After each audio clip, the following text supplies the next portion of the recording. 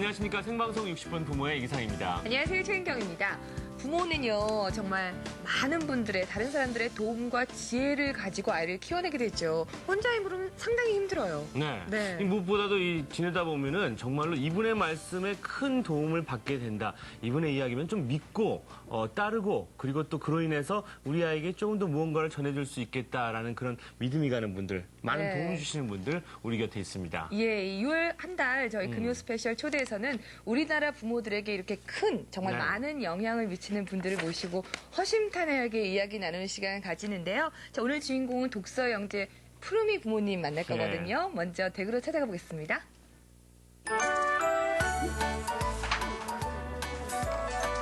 이 가족은 책을 좋아합니다. 굴러앉아 책을 보거나 책에 관한 이야기를 나누는 것이 시간 날 때마다 이들이 주로 하는 일입니다. 와, 똑같네요. 야, 근데 이게 뭐야? 야, 진짜 똑같다. 머리에만 없다. 이게 뭐야? 팔 좀 빈약하고. 응. 근데 이거 이 집의 아이들은 서자서요, 아자아라. 곧 책은 책이요, 나는 나에서 머물지 않습니다. 무기 좋아하는데도 이 무기 좋아하나 보다. 책 속의 지식과 실제 생활을 연결해 보자고 부모가 어릴 때부터 강조했기 때문이죠. 배도 있잖아요. 저거 무기 중에서 전투대 이런 것들? 하지만 책 많이 읽기로 소문난 이 가족들 사이에서도 단연 앞서가는 사람은 15살의 푸르미. 독서 영재로 공인받은 푸르미는 지금까지 무려 2만 5천여 권의 책을 읽었고 요즘에도 하루 10권 정도 책을 읽는다고 하는데요. 전쟁의 역사라는 책인데요. 몽고메리 장군이 쓴 책이고요. 내용은 그 고대 전쟁 때부터 몽고메리 장군이 있었던 몽고메리 장군에게는 현대전이었던 세계 2차 대전까지의 전쟁을 이제 전략 중심으로 자세히 풀어낸 책이라고 할 수 있어요. 전쟁의 역사와 더불어 요즘 푸르미는 무기 관련 책에도 푹 빠져 있습니다. 물고 빨고 끌어안고 어릴 때부터 책은 푸르미의 모든 것이었습니다. 새벽까지 책을 보다가 그대로 잠에 골아떨어지기도 했다는데요. 그렇다고 책만 읽는 외골수 아이는 아니었다죠. 자연에서 뛰놀면서 보고 배운 것들을 책을 통해 다시 정리해내곤 했던 거죠. 하지만 푸르미 형제에겐 무엇보다도 부모의 배려 깊은 사랑과 지원이 가장 큰 힘이었죠. 지난 99년 말 영재교육진흥법이 통과될 때 대통령에게 보고된 대표적인 영재였던 푸르미. 최근에는 푸르미를 키워낸 독서 방법이 공교육 안에서도 연구되고 있다고 합니다. 지금도 푸르미 곁에는 늘 책이 있습니다. 현재 소장하고 있는 책만 해도 무려 6천여 권. 푸르미는 요즘 직접 백과사전 교정을 보고 있습니다. 친구들이 인터넷 지식 검색보다 빠르고 정확하다라고 할 만큼 박학다식한 푸르미의 교정 방법은 간단합니다.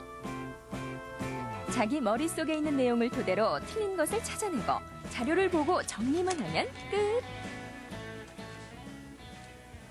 주로 자연과학에 대한 어린이들이 보는 그런 전집 종류에 대한 책을 이제 주로 교정받습니다. 교정하는데 어려운 건 없었어요? 예, 별로 어려운 건 없었고요.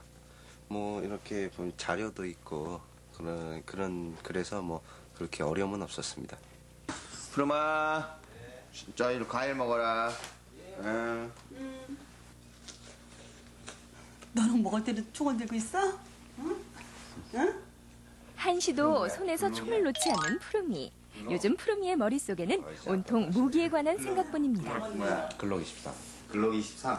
네, 글록 23. 글록이 오스트리아에서 만든 총인데. 오스트리아야? 오스트리아. 호주 말고 저쪽에 독일 유럽. 쪽에 유럽에 네. 오스트리아.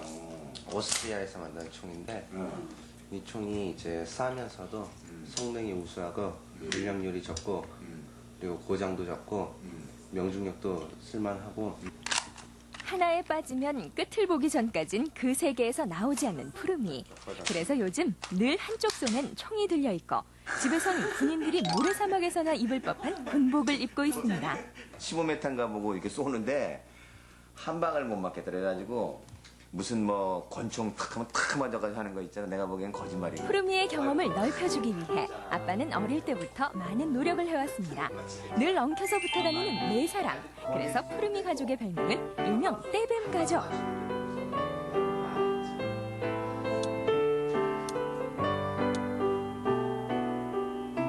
이게 매력 있는 사람을 같은. 특별한 교육 철학으로 푸르미와 초록이를 훌륭하게 키워낸 아빠 엄마.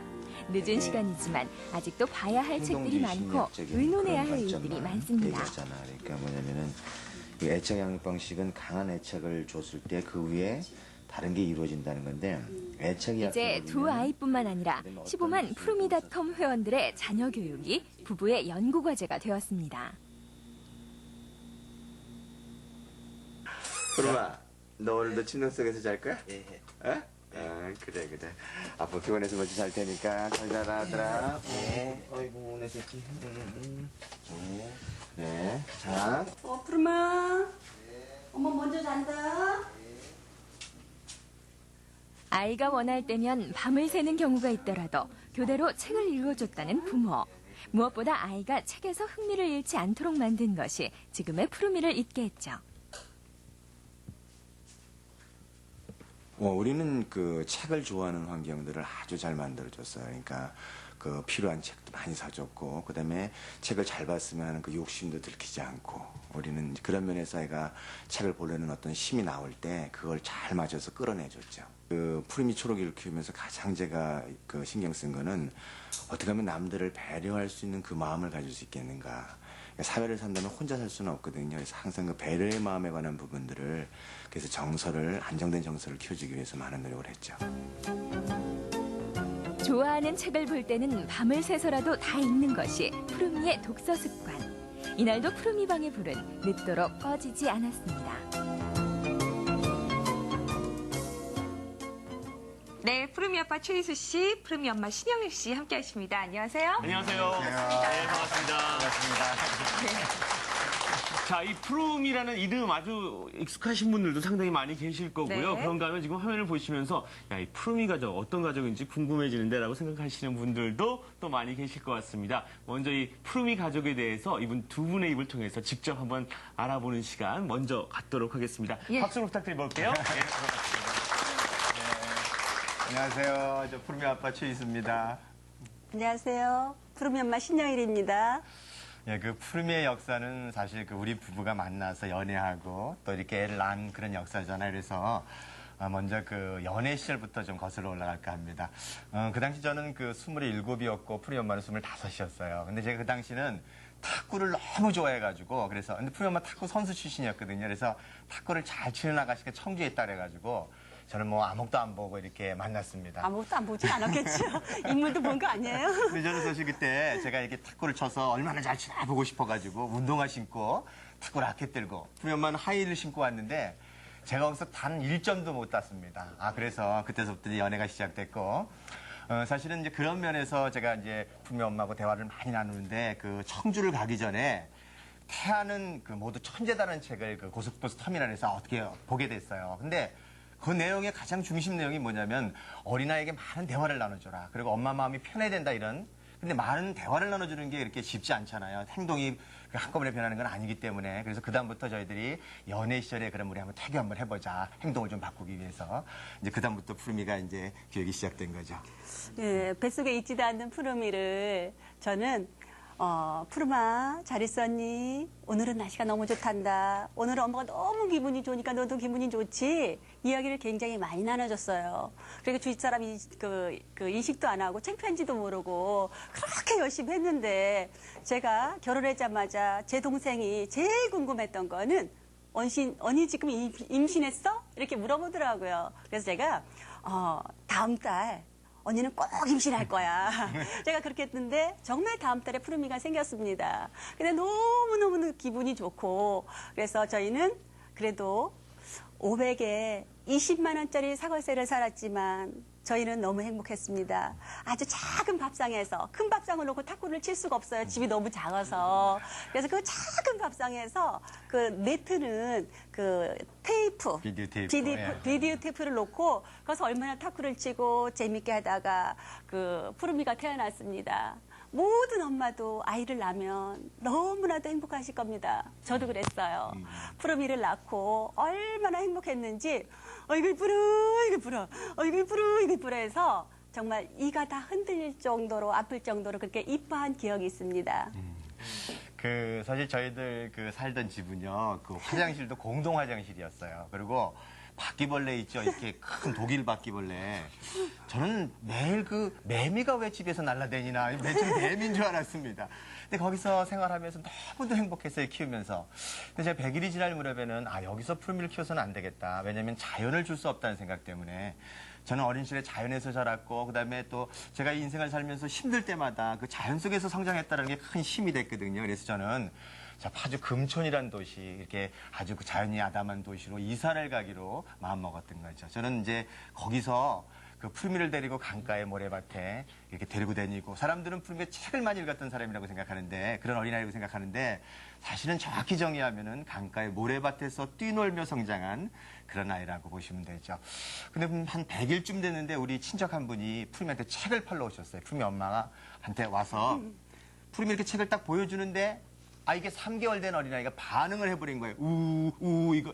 푸르미 엄마 이걸 보고 있다가, 이건 천재다. 천재 아니에요? 엄마만 그런 거 다 그렇잖아요. 그죠? 그래서 3개월치 월세를 털어서 그 책을 다 샀습니다. 그다음부터 이제 저희들은 단칸방에 그 책을 놔두고, 또 푸르미는 기어다니면서 책이 장난감처럼 그걸 이렇게 보게 되고, 얼마나 책을 좋아했는지요. 저희들이 이렇게 책을 뽑아 오르려고 이렇게 가잖아요. 그러면 그 사이 아주 짧은 그 시간을 못 견뎌서 그냥 잠들어 버리는 그런 시간들, 그리고 또 밤을 설치면서 읽어줬던 그런 시간들이 있었습니다. 네, 푸르미가 책을 좋아해서 유치원을 다니지 않았습니다. 그 유치원을 다닐 비용으로 저희는 책에 투자를 했습니다. 그래서 7살까지 저하고 놀면서 책을 보면서 비둥비둥 또 놀기도 하고요. 그러다가 7살이 되니까 저도 학교 갈 생각을 하니까 조금 불안해졌습니다. 그래서 제가 서점에 보내놓고 엄마가 1시간 있다 올 테니까 푸르마 책 보고 있어? 그래서 제가 1시간 있다 갔습니다. 그랬더니 푸르미는 너무 엄마가 빨리 왔다고, 그래서 그 기분이 굉장히 놀란 표정이었습니다. 그래서 제가 하루는 1시간, 2시간, 3시간 늘려가서 7살에는 서점에서 책도 보고 또 책도 사면서 그렇게 지났는데, 주변에서 너는 유치원도 안 가니? 너는 유치원도 안 가니? 굉장히 교육열이 없는 그런 집안, 정말 한심한 집안처럼. 근데 그 소리가 푸르미는 듣기 싫었나 봅니다. 푸르미가 하도 그런 말을 하니까 하루는 옆에서 그렇게 말을 하더라고요. 저는요, 집에서 독학합니다. 그 말을 푸르미가 했을 때 저는 마음속으로 그래도 안심을 할 수 있었습니다. 푸르미 참 책을 많이 읽었는데, 한 5살쯤 되니까요. 어느 날 제가 이제 새로운 책을 이렇게 사가지고 왔는데, 제가 탁 펼쳐놨는데, 제가 2줄 읽는데 얘가 전체를 읽는 거예요. 그리고 내용을 다 이해하고 있기 때문에, 저는 얘가 좀 뭐가 다른 애다, 이런 느낌들이 있죠. 그게 그 당시에는 영재인지 모르는지 그런 개념도 없었던 거죠. 그런데 이제 그런 과정을 거쳐서 영재 테스트를 받고 보니까 0.1%에 들어가는 영재다, 이런 판정을 딱 받았는데, 겁이 나더라고요. 내가 얘를 어떻게 키워야 되는가, 이런 그런 생각 때문에. 그래서 그전에도 참 제가 유아교육에 관한 책들을 굉장히 많이 읽었는데, 그 이후부터는 아주 유아교육에 관한 책이라는 책들은 다 보게 되면서 저는 뭐를 깨달았냐 그러면은, 어린아이를 키우는 가장 근본적인 정신이 배려 깊은 사랑이라는 거. 이런 배려 깊은 사랑은 어떤 면에서는 이렇게 어린아이의 내부의 힘을 길러주는, 어린아이 눈빛을 읽고 또 그 마음을 받아주고 공감해주고, 너무도 저희들은 깊은 사랑들을, 사실 푸르미를 키우는 15년 동안은 배려 깊은 사랑을 실천했던 그런 사랑이 아닌가. 그래서 사실 저는 방송을 지금 하고 있지만 제 영혼은 지금 저희 아이들한테 가 있어요. 어떻게 지낼까 하는 궁금증이. 예. 푸르미는 지금은 무기와 전장 사책을 너무 열심히 보고 있습니다. 그래서 책을 많이 보니까 푸르미는 책만 보는 아이라고 생각하실 수도 있는데요. 이런 기억이 있습니다.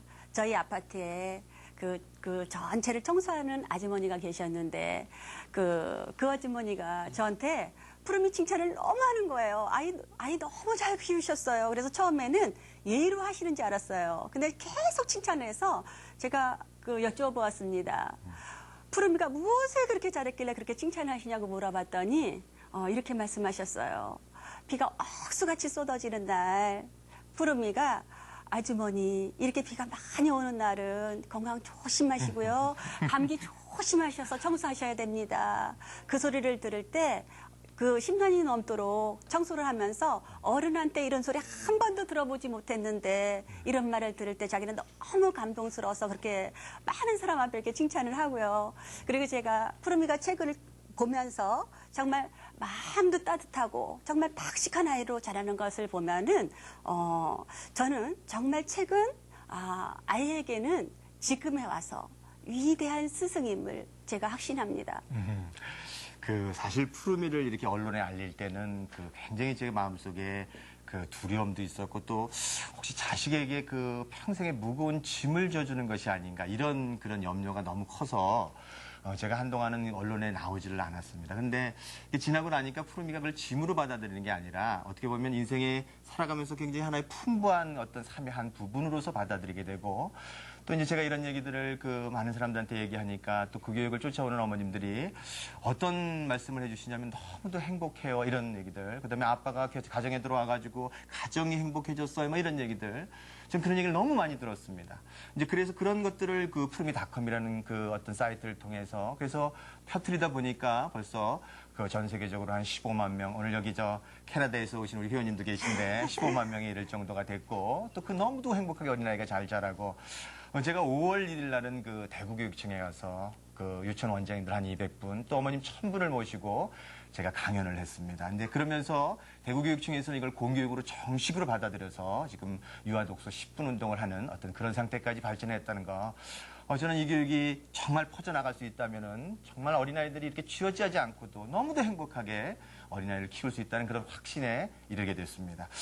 사실 저는 그동안 제가 한 2,000회 이상 강연을 했거든요. 정말 많은 사람을 만났어요. 정말 많은 경험을 했고 그런 과정 속에 제가 깨달았던 것들 오늘 이 생방송 60분 부모라는 시간을 통해서 아주 허심탄회하게 얘기해 볼 수 있는 시간을 가졌으면 합니다. 예, 고맙습니다.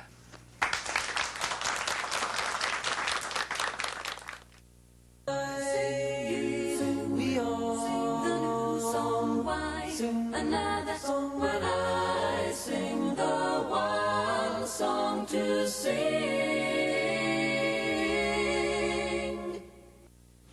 네, 푸르미와 푸르미 가족 이야기를 저희가 짧게나마 들어봤는데요. 네. 인상적인 이야기도 있었고 좀 자세하게 이제부터 부모님들이 정말 공감할 만한 이야기들 공감 토크 시작해 보도록 하겠습니다. 네, 저희가 한번 정리를 해봤는데요. 네. 함께 보면서 이야기를 나눠보도록 하죠. 푸르미에게 특별하게 주어진 것들. 첫 번째가 잉태되기 전부터 받은 이름. 예. 예. 그러니까 정말 어떻게 지으신 거예요? 저는 그 당시 출판사를 했었는데요. 예. 푸른 소리란 출판사를 했었는데 아들을 낳으면 푸르미, 딸을 낳으면 은솔이. 그래서 아들이 낳기 때문에 푸르미가 된 겁니다. 그렇군요. 그렇군요. 예. 자, 잉태되기 전부터 보통 이름 짓기 쉽지 않은데. 정말요. 두 번째입니다. 도시의 찻길 대신 임진강과 너른 들판. 네. 저는 자연이 참 중요하다고 생각한 게 자연 속에서는 지성을 배울 수 있거든요. 예. 분류를 통해서 또 자연 속에서 마음껏 뛰놀기 때문에 그건 정서적으로도 굉장히 안정되기 때문에 네. 그런 면에서 벌판 속에 뛰놀게 했던 거죠. 과감하게 이제 이사를 아까 하셨다고 그렇습니다. 말씀을 예. 해주셨어요. 그래도 좋은 건 알지만 이렇게 확 마음 먹고 가는 건 실행하는 실천이 것이 쉽지가 쉽지가 않은데 않죠. 바로 실행에 옮기셨어요. 예, 저희들이 잘하는 것 중에 하나가 실행입니다. 그게 중요한 거죠. 예. 잘하시는 분들이 있어요, 그렇게. 예. 네, 세 번째가 푸르미에게 특별하게 주어진 것들, 세 번째입니다. 책과 충분한 독서 시간. 예. 푸르미 어떤 포인트가 되는 부분일 텐데요. 예. 어머님이 답변을 해주실까요? 제가 푸르미한테 책을 이렇게 충분히 줬던 이유는 저는 탁구 선수를 초등학교 3학년 때부터 대학교 때까지 탁구 선수를 했어요. 그래서 또 공부를 하지 않았기 때문에 공부를 잘하는 사람이 너무 부럽더라고요. 그래서 제가 그 결혼하기 전부터 어떻게 하면 공부도 잘할 수 있을까. 그래서 제가 어렸을 때부터 책을 주면은 잘하지 않을까. 그리고 어렸을 때 한글을 가르쳐서 일찍부터 책을 보게 한다면 책도 빨리 보면서 이해력이 좀 좋지 않을까. 그냥 막연한 생각에 책을 충분히 줬습니다. 예. 근데 정말로 아까 그 화면을 보다 보니까 밤잠 자지 않고 그냥 뭐였어요? 총 들고 책 읽는 장면부터 유치원도 따로 일찌감치 그렇죠. 보내지 않으시고 여러 가지 어떻게 보면 다른 선택들을 하셨단 말이죠. 저는 그 밤에 잠 자는 것들, 애들 책을 읽으면서 대개 사람들은 네. 밤에 잠을 안 자고 책을 보면은 너 잠 안 잘라 그런다 그러잖아요. 근데 네. 저는 그렇게 생각하지 않았어요. 잠을 이겨내면서까지 책을 좋아한다 이렇게 생각했던 거고 유치원 되는 과정들은 푸르미가 너무 예민한 상황이 있었거든요. 그래서 어린 시절에 너무 상처받으면 안 되겠다는 그런 생각 때문에 네. 유치원을 못 보내게 됐던 거죠. 그러니까 뭐 남들 하는 거 안 한다 해서 불안감이나 그런 거는 그래도 저희가 생각하는 것보다는 많이 있지 않으셨나 봐요. 저는 신점은 좀 있었어요. 그러니까요. 예. 워낙에 이제 남다르게 책을 좋아했잖아요, 네. 푸르미가. 여러 가지 에피소드들도 많았을 것 같거든요. 뭐 그 에피소드는 푸르미가 한 2시부터 6시까지 거의 새벽. 그렇죠. 새벽이요. 2시부터 6시까지 제가 책을 읽어준 기억이 있어요. 새벽 2시부터 6시까지. 네. 잠은 언제 주무시고 그 책을. 근데 그럴 때는요. 네. 낮에 조금 자고 좀 늦게 새벽에 거의 자죠. 아니, 그 수험생도 아니고 안 힘드셨는지 모르겠어요. 책을 읽어주는 거는 좀 힘들어요. 네. 그 아이를 키울 때 가장 힘든 것은 책을 읽어주는 시간이에요. 그래서 제가 푸르미한테 가만히 있다가도 책만 가지면 졸린 거예요, 제가. 네. 그래서 제가 이 눈꺼풀은 이만기도 못 올렸겠다. 그래서 제가 좀 가져오지 말라 그런 적도 있었는데 그 시간은 그렇게 길지가 않기 때문에 네. 예. 피곤하면 이렇게 서로 미루게 되잖아요. 아픈 가라 그래라 그런 적은 없었어요? 그래서 제가 푸르미를 잊고 초록이를 뱃속에 가졌을 때 너무 힘들어서 푸르미 아빠가 오니까 푸르미가 이제 아주 옳다 생각하고 푸르미 아빠한테 책을 가져간 거예요. 네. 근데 푸르미 아빠가 그날은 유난히 피곤했는지 넌 이놈 자식아 맨날 책만 보냐 잠도 안 자고 가서 잠 좀 자 이렇게 하니까 네. 근데 이제 얘가 조용해졌어요. 네. 그래서 제가 방에 가보니까 얘가 너무 닭똥 같은 눈물을 쭉쭉 흘리고 있는 거예요. 네. 그래서 제가 마음이 너무 안 좋아서 그날은 푸르미 아빠 다른 아이들은 책을 안 읽어서 뭐라 그랬는데 당신은 왜 그것도 못 읽어주냐고 예, 그랬던 기억이 있어요. 그러니까 푸르미 아빠의 모습을 보고 많은 아빠들이 나는 왜 못할까 이랬는데 그러니까 평범한 아빠의 모습을 별다르지 않은 거지. 그런 때도 있으셨군요. 저는 저도 저 젊었을 때는요, 푸르미 키울 때는 뭘 알았겠어요. 그죠? 근데 사실 그때 처음 제가 푸르미 야단쳤던 거고요. 네. 그때 사실은 제가 이 푸르미를 키우면서 굉장히 어리석었던 아빠 중에 한 사람입니다. 왜냐면 푸르미 엄마가 푸르미를 키우면서 모습이 달라지는 거예요. 연애하던 얼굴이 아니고 세수도 안 하고 맑게 제제해가지고. 네. 그래서 제가 세수 좀 해라고. 근데 푸르미 엄마는 세수할 시간적인 여유가 없었던 건데. 네. 근데 푸르미 엄마가 어느 날 하는 말이 참 제가 세수하고 그랬던 얘기를 하니까 그럼 내가 어떻게 푸르미를 안아주고 비벼주느냐. 저는 거기서 이 받은 충격이 있습니다. 왜냐면 화장하면 비벼줄 수 없잖아요. 그렇죠. 모성애가 부성애보다 훨씬 강하구나. 이제 그런 걸 그때 깨달았죠. 예. 시간이 없죠. 정신도 없고. 예, 화장할. 근데 정말로 이 푸르미가 이 남보다 분명히 다르게 가지고 있는 것 하나 얘기를 듣다 보니까 분명히 이 교육에 혹은 아내에게도 열을 가지고 있는 아빠를 빼놓을 수가 없는 것 같아요. 그런 면에서는 아내 입장에서는 참 든든한 부분이 있을 것 그렇죠. 같아요. 그래서 제가 이렇게 결혼하면서 이 남자가 정말 가정이라는 둥지를 지킬 수 있을까 굉장히 이렇게 불안했어요. 저 마음속으로 굉장히 자상도 했지만 활동적이기 때문에. 근데 제가 푸르미 아빠가 딱 교육에 장으로 들어오자 저희 가정은 너무나도 행복했고요. 예. 영재를 만드는 거는 저의 영향이 거의 90%였어요. 하지만 그 영재를 유지시켜주는 거는 푸르미 아빠 그 교육 철학 안에서 푸르미가 유지가 됐던 것 같습니다. 예. 지금 말씀 들어보면 정말 열심히 하셨어요. 열의를 가지고. 근데 지금 이렇게 돌이켜서 생각해보면 어머님이 좀 실수를 했다거나 좀 후회가 됐다거나 그런 것도 시행착오는 있으세요? 다 겪잖아요. 예. 열심히는 한다고 했는데 예. 물론 시행착오를 겪었어요. 아이의 발달을 저도 잘 몰랐기 때문에 네. 어떻게 하면 아이를 이렇게 칭찬으로 다스리기가 참 너무 힘들더라고요. 잘 칭찬으로 다스리다가 기분 나쁘면 확 올라오는 거예요. 확 올라오는데 그날은 기분이 저도 너무 유난히 안 좋아서 근데 아이가 그날따라 또 너무 시끄럽게 두 아들이 막 파도가 치는 거예요. 너무 시끄러워서 야, 좀 조용히 좀 해. 그래도 조용히를 안 하는 거예요. 그래서 계속 그래도 안 하길래 불러다가 놓고 야, 니네 둘이 벽에 붙어서 손 들고 있어. 응? 그랬더니 손을 딱 들고 있더라고요. 둘이 처음 이제 벌을 받았는데 초록이는 2살 때니까 아무것도 모르는 거예요. 뭐라는 거. 2살이 가서 하는 것도 예, 그렇죠. 근데 기특하네. 그렇지 기특하죠. 근데 그러고 있다가 하질 않고 갑자기 벌 받는 거를 모르는 거예요. 얘는. 그렇죠, 그래서 예. 돌아다니고 있는데 푸르미가 그러더라고요. 엄마한테 굉장히 감정 섞인 목소리로 초록아 이리 와봐. 여기 와서 손 들고 있어. 오라기한테 물려가도 정신만 차리면 사는 거야. 근데 그 감정 섞인 목소리가 지금도 이렇게 잊혀지지가 않고요. 그렇게 또 했는데도 또 한 번 시행착오가 그 영업을 안 해는 거예요. 네.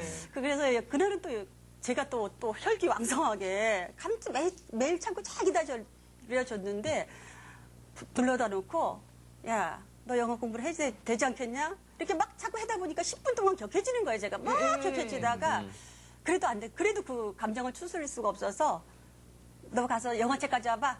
그랬더니 가져오는 거예요. 푸르미가. 읽어봐. 그랬더니 줄줄 읽고 이해를 다 하고 있는 거 언제 다 해놨던 거예요. 그래서 제가 야, 그럼 너는 왜 이렇게 바보같이 아무 말도 못하고 엄마한테 혼나고 있어. 다 했다 그러면 혼나지 않을 것을. 그렇게 얘기했더니 푸르미가 하는 말이 그렇게 이성을 잃고 벌벌 뛰는 엄마한테 제가 무슨 말을 더 하겠어요. 그러는 거예요. 그래서 제가 아이가 엄마 머리 위에 있구나. 그래서 저는 그 아이를 키우는 거는 정말 돌을 닦는 가정이라고 생각해요. 돌을 닦는 가정이었고요. 예. 부모가 성장하는 가정이었습니다. 순간순간 부모님을 긴장시키는 예. 이성 잃고 그래요. 왜. 아니 영재 판정 받았잖아요. 네. 예, 그 과정이 어땠나요? 궁금해요. 푸르미는 이제 캐디 비스크라고 160점 만점에 언어성 검사는 149점, 다 동작성 검사 합쳐서 141점 정도 받았거든요.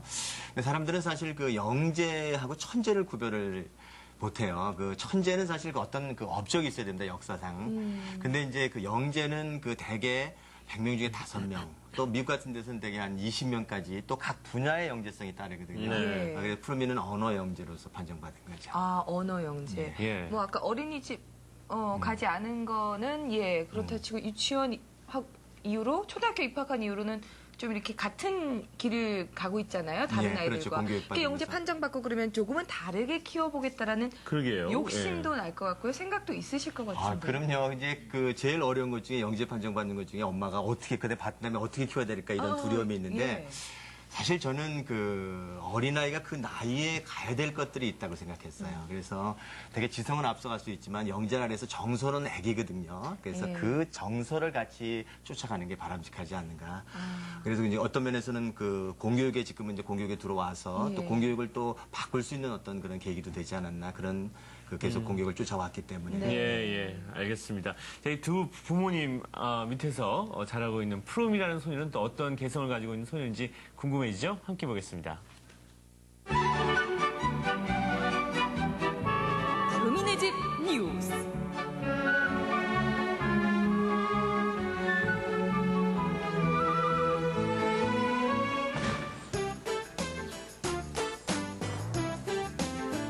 부모님이 지방 강연을 떠난 일요일 오후. 오늘도 어김없이 푸르미는 군복 차림입니다. 초록이에게 군용 헬멧까지 씌우는 걸 보니 뭔가 대단한 일을 계획 중인 것 같은데요. 이게 미군 전투용 헬멧 케블라가 섞여 들어간 거거든.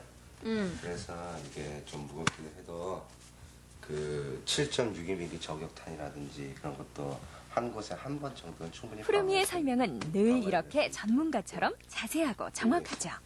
편하기도 하고요. 예, 겨울에는 따뜻하고 여름에는 시원하기도 해서 집에서도 평소에도 입고 있어요. 나가자. 어이. 가지고 가자. 저도 있기는 있는데요. 미군복이어서 너무 커요, 제 옷이. 그래서 불편해서 안 입어요, 저는. 비비탄 같은 거 혹시라도 만약 하나. 아는 것을 행하는 것이 곧 푸르미의 철학. 그동안 책을 통해 익힌 전략 전술을 동생과 직접 실현해볼 계획. 갑시다.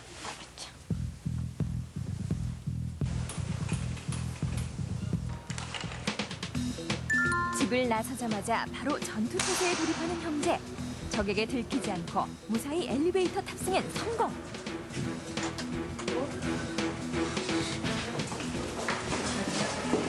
그런데 아파트 입구에서 이웃에게 모습을 보이고 말았습니다. 어리둥절해하는 이웃 꼬마의 시선을 피해 불이 나게 뛰어가는 형제.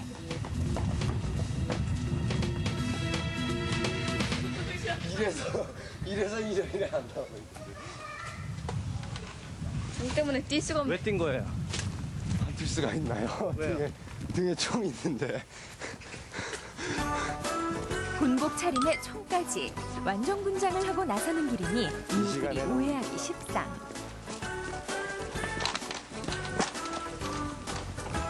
평소 전투놀이를 할 때는 사람들이 잘 다니지 않은 야간에 하거나 낮 시간에 하더라도 되도록 이웃들과 마주치지 않으려고 조심하는 편이라고 하네요.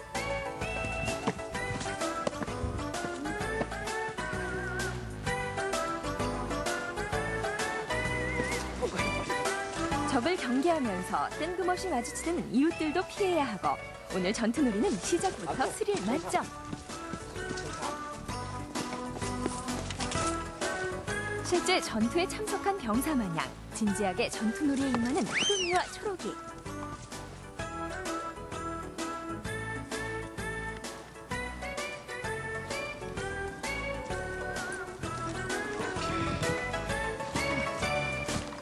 목표 지점에 도착. 아이고. 목표물.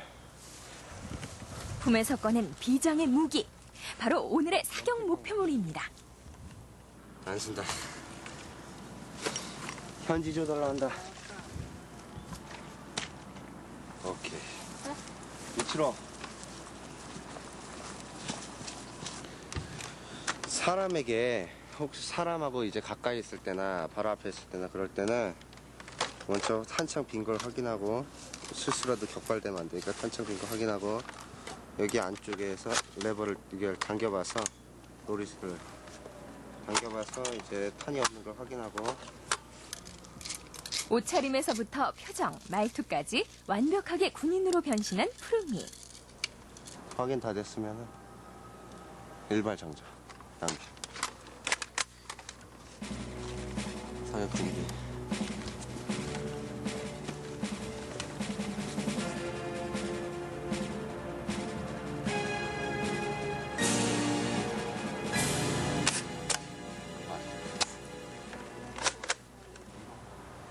이젠 다른 지점으로 이동해 적의 동태를 살필 차례. 목표물을 명중시켰지만 잠시도 긴장을 늦추지 않은 이 병사들. 매복할 때는 이쪽은 최대한 안 보이고 우리는 저쪽을 관찰할 수 있어야 됩니다. 여기는 중간 기적 지점이고 저기가 저쪽에서는 이쪽이 제일 안 보일 테니까 저쪽으로 이동. 그동안 책을 통해 밤낮 없이 독파한 전투 전술대로 푸르미는 이리저리 실전에 접목시켜보고 있습니다. 오랜만에 하니까 재밌네. 이것도. 그동안 책을 통해 갈고 닦은 실력대로 전투를 이끈 형제. 이날의 전투가 매우 만족스러운 눈치입니다. 승전가를 부르며 진지로 돌아가는 용사들처럼 그들은 여유롭게 산을 내려왔습니다.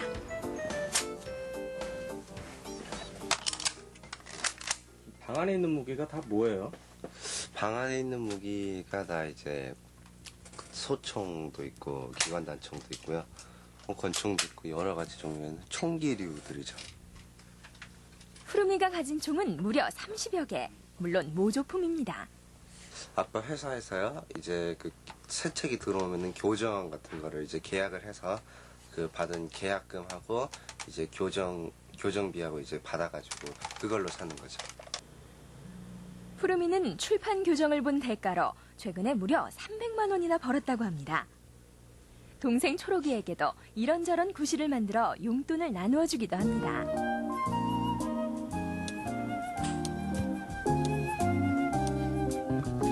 푸르미는 원서를 읽을 정도의 영어 실력을 갖추고 있습니다. 책을 통해서 독학으로 익힌 실력이죠. 들어가. 배 안 고프냐? 배고파. 밥 먹을까? 그래, 밥 먹자.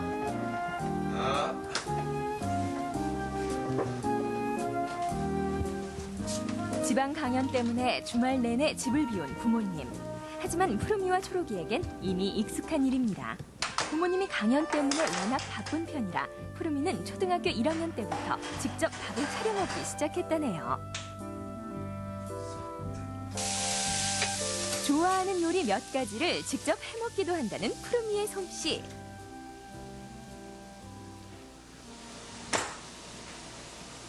세 살 터울이지만 푸르미는 동생을 자식처럼 챙기고 초록이는 형을 부모처럼 따릅니다. 우애가 어찌나 깊은지 주변 사람들이 보기 드문 형제애라고 입을 모을 정도라고 하네요. 이제 뭐 그릴 거냐? 골라. 그림에 소질이 있는 초록이. 푸르미는 동생의 재능을 키워주기 위해 초록이 그림을 돈을 주고 삽니다. 좀 몇이라고 필요하냐 벌써부터. 그림을 때 여자는 또 필요한 거. 2만 원에서 8만 원까지. 그림에 따라 가격도 천차만별. 물론 초록이 그림의 저작권도 푸르미가 갖는 조건이라고 합니다. 알고 보니 엄마가 쓰고 계셨어.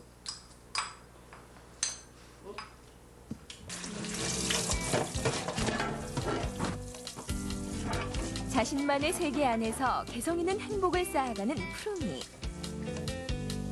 섬세하고 정이 많아 사교적인 초록이. 너무나 다른 형제지만 둘 다 상대를 배려하는 마음은 가득합니다.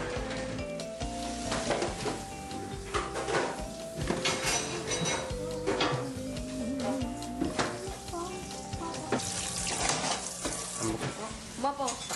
나가 엄마. 엄마. 아이고, 저기 잘 있었어.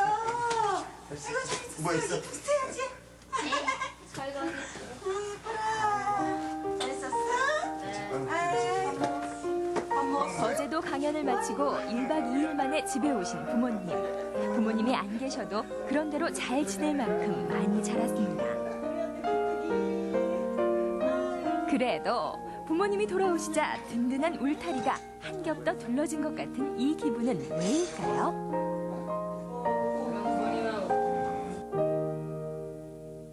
네. 푸르미네 가족의 모습을 또 한번 화면을 통해서 만나보셨는데요. 이 상추 위에다 이렇게 뭐 올려주는 장면이, 형제가들이 저러기 쉽지 않은데, 예. 보는 것만으로 왠지 뭉클하네. 뿌듯하고. 예. 근데 제 푸르미는 네. 이게 정말 뭐라 그럴까 믿음직스럽네요. 그렇습니다. 네. 용돈 같은 것도 다 알아서 번대잖아요. 우리 집에 예. 부모가 3사람이 있습니다. 계약금으로 장난감도 사고. 그런 역할을 다 해내는 거죠. 동생 정말로. 그림도 사고. 예. 이렇게 정말 똑똑하고 유능하고 배려 깊은 아이를 그래요. 어떻게 예. 하면 키울 수 있는지 저희가 집중 토크 시간을 통해서 여러 가지 이야기를 한번 들어보도록 하겠습니다. 네. 시청자 여러분들을 대신해서 질문해 주실 어머님 두 분 자리하셨거든요. 예. 장혜나 씨, 김참혜 씨 함께 하십니다. 안녕하세요. 안녕하세요. 네. 자, 두 분이 이제 3살, 5살, 그리고 3살, 6살 형제를 이제 키우고 계신 어머니들이기 때문에 네. 궁금하신 점들 오늘 여러 가지 다 풀어놔 주시면 되겠습니다. 장현아 씨부터 한번 시작해 볼까요? 예. 네, 아무래도 영유아를 가진 엄마 입장이다 보니까 조기 교육 부분에 관심이 가는 건 사실이거든요. 근데 두 분 보시니까 그 한글은 어릴 때 일찍 뗄수록 좋다 그렇게 생각하시는 것 같은데 그런 얘기를 들으면 진짜 어린 아이들 가진 애기 엄마는 강박관념 같은 거 예. 또 해서 또 안 되면 내 아이 안 되면 일찍 못 되면 어떻게 해야 되나 그런 어떤 부담감 같은 거 있는 건 사실이거든요. 근데 왜 그 한글을 일찍 되면 좋은지 예, 궁금합니다. 그 한글을 어린애가 배우면은요 문자의 세계가 열려요.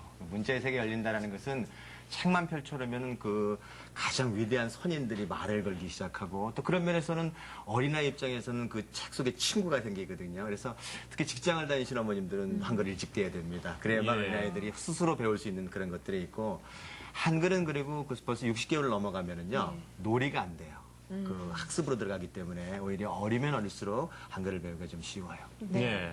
근데 특히나 이 한글 중에서도 이 그 읽기에 그렇게 비중을 두시고 중요성을 강조하신다고 하시죠? 그렇죠. 네. 그 한글이라는 것 자체는 그 읽기 자체는 감각의 영역이고 그다음에 그 쓰기는 운동의 영역이거든요. 그래서 운동의 영역은 유전의 영향을 많이 받기 때문에 한글을 읽는 것을 아니고 쓰기를 가리키면 그 운동의 영역이 그 발전되지 않는 어린아이들은 한글을 거부하게 되죠. 제일 중요한 거는 그 한글을 가리키다 한글이 거부가 되면 배움 자체를 거부하게 되는 그런 현상이 있으니까 그런 면에서 읽기를 가리키는 것이 우선돼야 됩니다. 네. 예. 어머님도. 근데 이제 한글 같은 경우는요, 아이한테 스트레스 주면 아이가 그 아주 작은 새를 날개를 펴기도 전에 날개를 부러뜨리는 거하고 똑같아요. 그래서 가장 중요한 것은 한국을 가리킬 때 아이는 놀이라고만 생각해야 돼요. 놀이. 그래서 그 엄마는 학습은 살짝 엄마는 유도적으로 학습은 주지만 아이한테는 완전 범죄가 필요합니다. 완전 범죄. 네.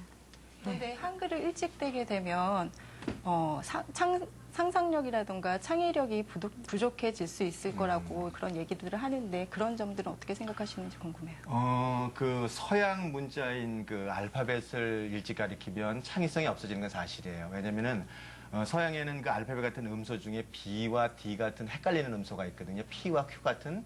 그래서 서양에서는 문자를 일찍 가리키면은 어린아이들이 책을 보면서 그림을 못 봐요. 그리고 글씨만 보기 때문에 여기에 집착하니까 잘못하면 난독증으로 갈 수 있습니다. 근데 한글은 그런 면들이 없어요. 굉장히 쉬운 글자고, 그 다음에 한글은 그 문자와 그 음성이 하나 1대1로 대응되거든요. 그래서 한글을 일찍 뗀 어린아이들은 오히려 그 문자를 읽으면서 사고력을 길러가고, 그리고 그림을 보면서 창의력을 길러가기 때문에 그런 면에서는 우리가 갖고 있는 가장 큰 무기 중에 하나가 한글이 되는 거죠. 그렇죠. 네. 그리고 아이들의 능력은 우리 부모가 생각했던 것보다 한꺼번에 많은 것을 받아들일 수가 있어요. 그래서 그림을 보면서는 상상력, 창의력이 발전하고 그 글을 보면서는 이렇게 깊이 사고하게 돼서 저는 굉장히 도움이 된다고 생각해요. 네. 자, 김채민 씨가 가지고 계신 질문도 해주시죠. 네, 저 아이들이 타고난 재능이 다 조금씩 다를 것 같은데요. 저희 아이, 그러니까 우리 아이에게 푸르미 방식을 시도했을 때 과연 푸르미처럼 그런 결과가 나올 수 있을지 좀 어렵지 않을까 생각을 하거든요. 예. 물론 그 아이마다 타고난 재질은 다를 수가 있습니다. 푸르미 같은 경우는 제가 아주 1대1로 아이가 하나니까 아주 1대1로 집중해서 했기 때문에 책을 보여줬기 때문에 그 책을 보면서 지성은 초록이보다 굉장히 뛰어납니다. 근데 하지만 이제 푸르미는 제가 2대1이 되잖아요. 교육을 그렇죠. 죄송합니다. 초록이는 그 2대1이 되잖아요. 그러니까 그 지성은 책을 보는 힘은 푸르미보다 조금 떨어지지만 그 놀면서 이쑤시개 하나 가지면 그 뭐든지 만드는 아이거든요. 예. 그 뭐 거북선도 만들다든지. 그래서 물론 초록이도 푸르미보다는 떨어지지만 책을 잘 보고 잘 봅니다. 네. 네, 그리고 또 책 많이 읽는 아이를 싫어하는 부모가 어디 있겠습니까만 뭐 너무 어린아이에게 지식 교육을 너무 강조하지는 않는 건지 네, 그런 생각이 좀 들거든요. 책을 읽는 것 자체는 어떤 그 지식을 강요하는 것은 아니고요. 책을 어린아이는 태어날 때 그 배운다라는 것 자체를 무척 좋아합니다. 그래서 그 배움에 관한 부분들을 부모가 그런 어떤 그 열정이라든가 그 즐거움들을 끌어내지 못하면은 나중에는 그것이 이제 다 학습으로 가면서 이제 배우는 것 자체를 싫어하게 되거든요. 그래서 어린 시절 책을 읽는 것들은 그 어린아이가 너무도 좋아하는 것들입니다. 오히려 어린 시절 책을 읽게 해줌으로써 그 좋아하는 것들을 더 좋아해서 더 잘할 수 있게끔 끌어주는 게 교육이 아닌가 싶어요. 네. 네, 푸르미네 교육을 본으로 해서 많이 따라가고자 하는 부모들이 있는데 그 중에는 또 이제 해서 성공하는 부모가 있는가 한 반면 실패하는 부모들도 분명 있을 건데요. 그 차이는 어디서 오는 거라고 생각하세요? 아직 그걸 알아야 돼요. 푸르미 교육을 쫓아오는 어머님들은 사실은 어린애가 책을 잘 봤으면 좋겠다는 마음은 있는데 그 마음을 간직은 다 하고 있거든요. 근데 그거를 들키지 않아요.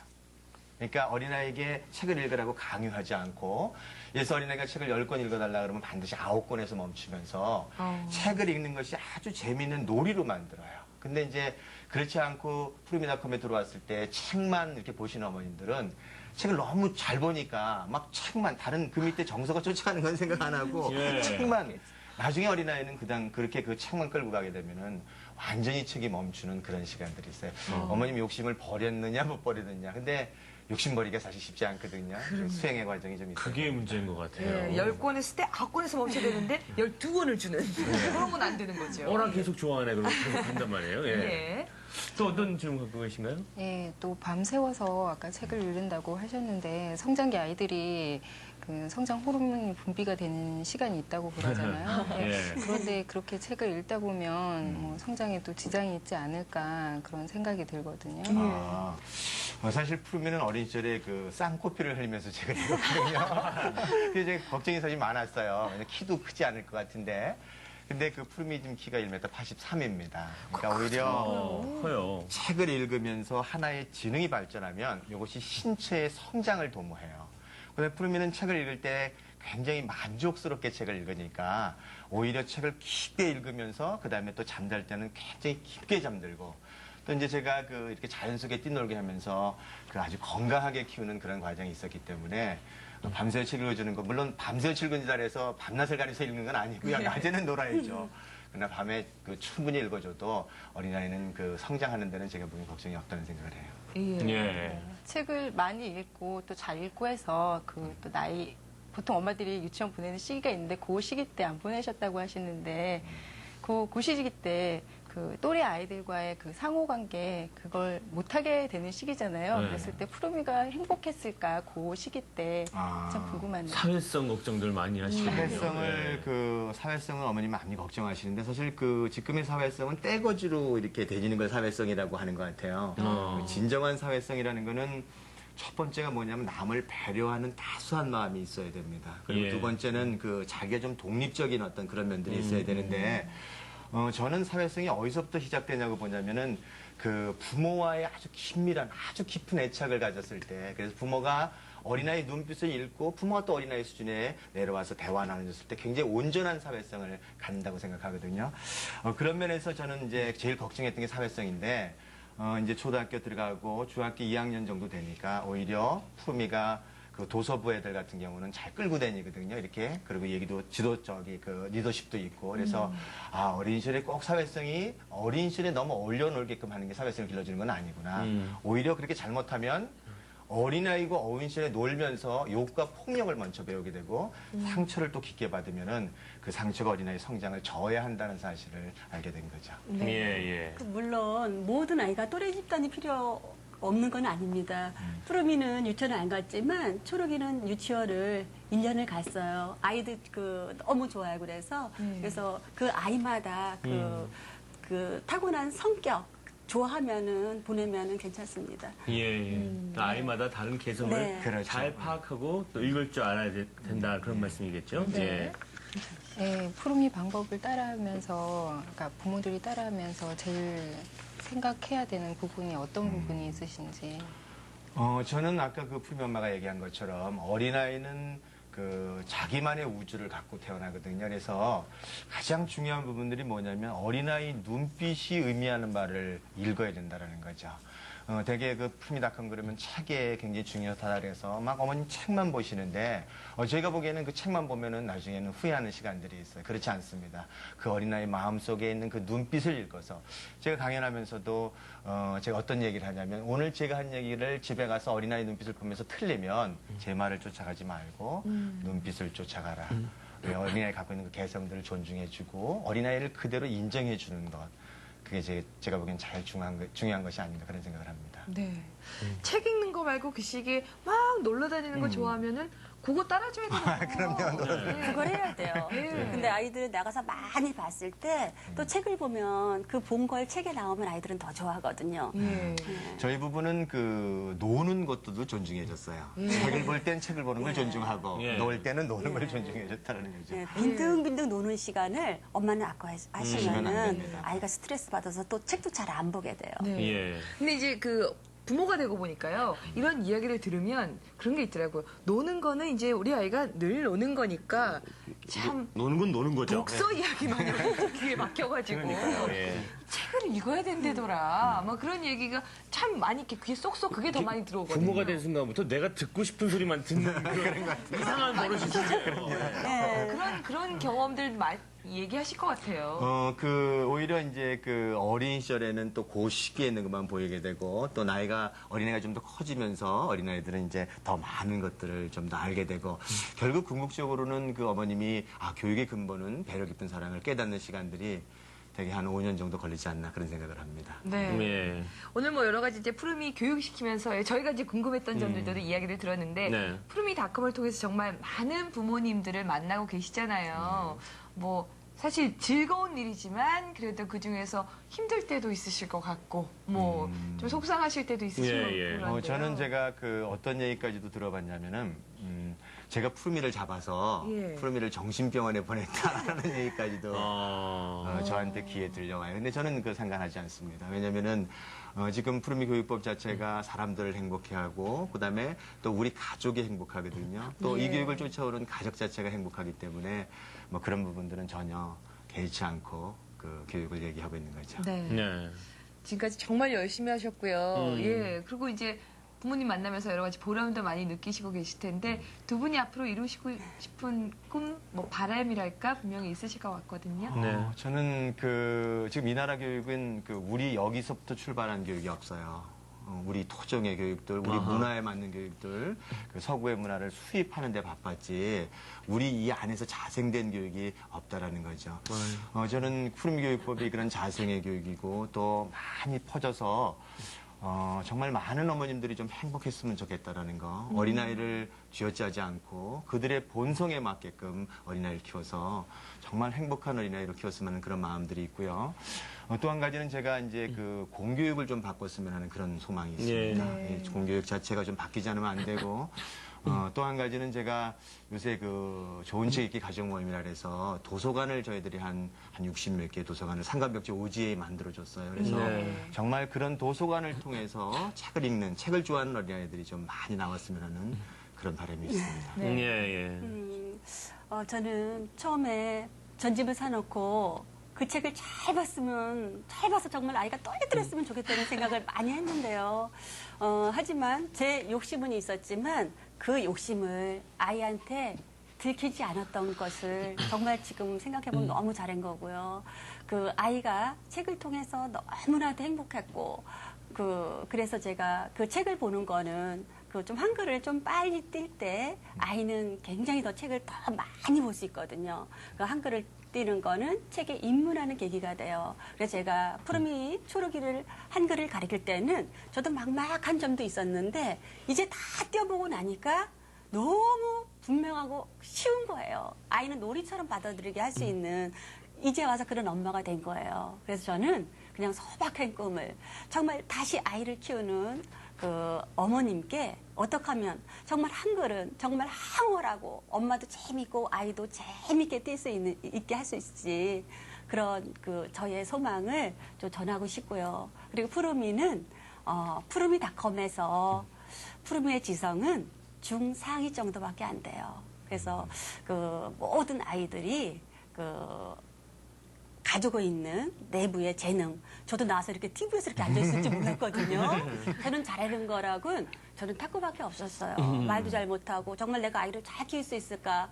물론 아직 다 키운 건 아니지만 그 내부에 모든 아이의 내부에는 모든 자기만의 씨앗이 있어요. 그래서 그 씨앗을 엄마가 욕심 부리지 않고 정말 행복하게 잘 키웠으면 좋겠습니다. 말씀 듣다 보니까요. 아까 그 완전 범죄라고 했던 정말 아이가 모르게 재미있게 한글 깨우치는 거 그건 너무 배우고 싶죠. 아니, 오늘 들은 이야기 중에서 부모가 욕심은 가질 수 있지만 그 욕심을 절대로 아이에게 들키지 마라라는 그 말씀이 상당히 인상적으로 와닿는 것 같습니다. 오늘 정말 좋은 말씀 주신 푸르미 부모님 그리고 오늘 질문해 주신 장인아 씨, 김채미 씨 다시 한번 감사드립니다. 좋은 시간이었습니다. 고맙습니다. 대단히 감사합니다.